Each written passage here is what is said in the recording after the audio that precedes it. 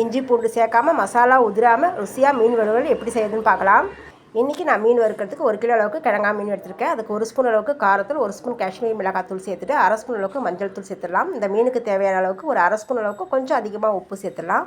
உப்பு சேர்த்துட்டு 1 ஸ்பூன் அளவுக்கு அரிசி மாவு இல்லை கார்ன்ஃப்ளவர் மாவு சேர்த்துக்கலாம். நான் வந்து அரிசி மாவு சேர்த்துருக்கிறேன். ஒரு கொத்து கருவேப்பிலை சேர்த்துட்டு எல்லாத்தையும் மிக்ஸ் பண்ணி விடணும். கார்ன்ஃப்ளவர் மாவோ அரிசி மாவோ எதுக்கு சேர்க்குறேன்னு கேட்டால் மேலே நல்லா கிறிஸ்பியாக இருக்கும், உள்ளே நல்லா மீன் பார்த்திங்கன்னா நல்லா சாஃப்டாக இருக்கும். இப்போ நல்லா கலந்து விட்டுடணும். 1 ஸ்பூன் அளவுக்கு எண்ணெய் சேர்த்துடலாம். எண்ணெய் சேர்க்கும் போது பார்த்திங்கன்னா இந்த மீன்லேருந்து மசாலா தனியாக பிரிஞ்சு வராது நம்ம மீன் வறுக்கும் போது. இப்போ எண்ணெய் சேர்த்து கலந்து விட்டு ஒரு 20 நிமிஷம் இந்த மீன் அப்படியே மசாலாவோட ஊற விட்டுருங்க. இது 20 நிமிஷம் இந்த மீன் வந்து இந்த மசாலாவோட நல்லா ஊறி வரணும்.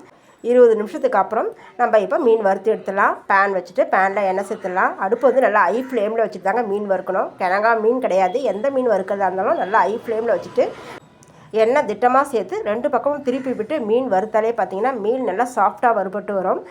நான் ஹை ஃப்ளேமில் வச்சுட்டு மீன் நல்லா 2 பக்கமும் வறுத்ததும் நல்லா திருப்பி விட்டுட்டு கடைசியாக ஒரு கொத்து கருவேப்பிலை சேர்த்து நல்லா வறுத்து விட்டு எடுத்துட்டோன்னா சுவையான கிழங்கா மீன் வறுவல் மசாலா உதிராமல் ரெடி ஆகிடும்.